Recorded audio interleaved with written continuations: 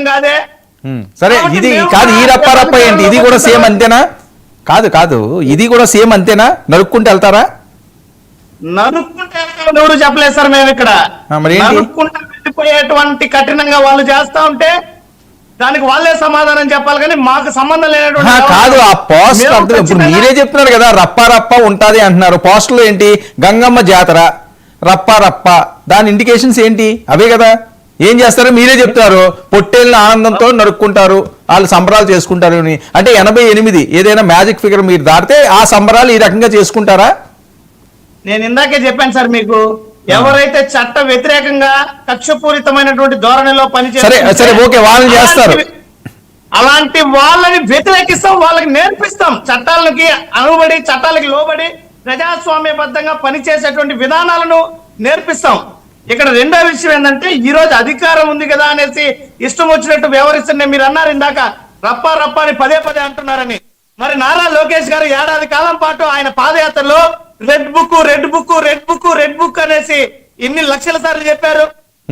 అంటే red book తో ఏం చేయాలని ఈ రోజు చేస్తున్నది అదే కదా. ఆయన రెడ్ బుక్ రాజ్యాంగం వల్ల వ్యవస్థలు నిర్వీర్యమైపోయి చూశారు మీరు. పోలీసు వ్యవస్థ ఈ రోజు కేంద్ర పాలిత రాష్ట్రాలు 36 సర్వే చేస్తే చివరి స్థానానికి వచ్చినటువంటి దౌర్భాగ్య స్థితిని రాష్ట్రానికి తీసుకొచ్చినటువంటి ఈ రోజు కూటమి ప్రభుత్వం ఈ రెడ్ బుక్ రాజ్యాంగం వల్ల కాదా? ఇలాంటి చేష్టలు ప్రజా వ్యతిరేకం కాదా? ప్రజాస్వామ్యానికి వ్యతిరేకం కాదా? రాజ్యాంగానికి విరుద్ధంగా?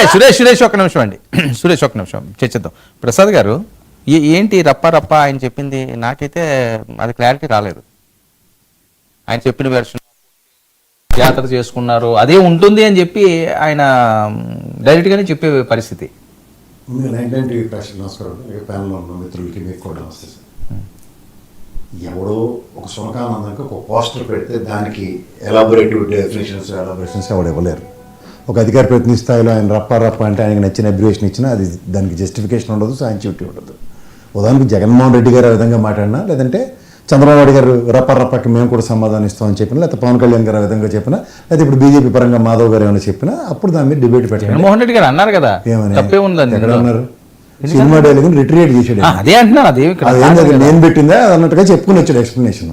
మీరు ఆయన డెలిబరేషన్ లో మీరు రప్ప దాని మీద ఏంటంటే నేను ఎక్కడ అన్నాను అన్నట్టుగానే చెప్పాడు ఎక్స్ప్లెనేషన్.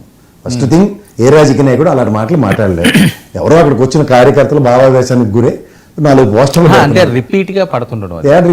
మొదటిసారి పెట్టాడు తెలుగుదేశం వాడని ఎస్టాబ్లిష్ అయింది. రెండోసారి ఇక్కడ తెలంగాణలో ఎవడో అడిగి తెలుసు, ఇక్కడ ఏంటి తెలంగాణలో పార్టీ వెళ్ళలేదు. నిన్న అనంతపురంలో వచ్చిందండి. నేను చెప్పాను మూడో అనంతపురం ఇంకా వెళ్ళలేదు. మీరే చెప్పండి, దానికి ఏం చెప్పాలి నేనే చెప్పేస్తే అది చెప్పేసి ఏమీ లేదంటున్నారు కదా మీరు. నేను పోస్టర్ పెడితే ఏమవుతుంది? చట్టాలు లేవా, వ్యవస్థలు లేవా? ఎవడు మట్టుగా ఇష్టం వచ్చినట్టు నరుక్కుంటూ పోతామంటే ఇప్పుడు ఆ మాటకు వస్తే రెడ్ బుక్ రాజ్యాంగం అని మాట్లాడాను లోకేష్ గారు. కట్టడాలతో పరిగెట్టిస్తాం, ఎంట్ల పెడతాంతో ఇవన్నీ చేసారు. అవన్నీ జరుగుతున్నాయా? చట్టం పరిధిలోనే కదా. ఇప్పుడు వంశీ గారిని కానీ ఎవరినైతే అరెస్ట్ చేశారో వాళ్ళందరినీ చట్ట పరిధిలోకి లోబడే పనిచేస్తున్నారు. ఇది వ్యవస్థ అండి. ఎవరు ఇష్టం వచ్చినట్టు వాళ్ళు ఒక అబ్రివేషన్స్ నెరేషన్స్ తీసుకుని చేయడానికి అసలు కుదరదు, జరగదు. అంతేతో వ్యవస్థను గౌరవించాల్సిన బాధ్యత ఎవరి మీదనే ఉంటుంది. ఎవరు 2 సినిమా పోస్టర్లు 2 డైలాగులు చెప్పినంత మాత్రం అవేవో వాస్తవానికి దగ్గరగా ఉన్నాయని చెప్పి వైసీపీ ప్రతినిధి డైరెక్ట్ గానే అంటున్నాడు కదా, ఉంటుంది రప్ప 29లో ఉంది. ఏమండి మా ప్రభుత్వం వస్తే మేము మొక్కున్నాం గంగం జాతరలో 100 పొట్టేళ్ళు వేస్తాం, లేకపోతే 50 పొట్టేళ్ళు వేస్తాం అంటారు. అది దాన్ని పట్టుకుని ఏదేదో మీరు ఊహించుకుంటే అడే చేస్తాడు. మా ఊర్లో అత్యంత దురదృష్టమైన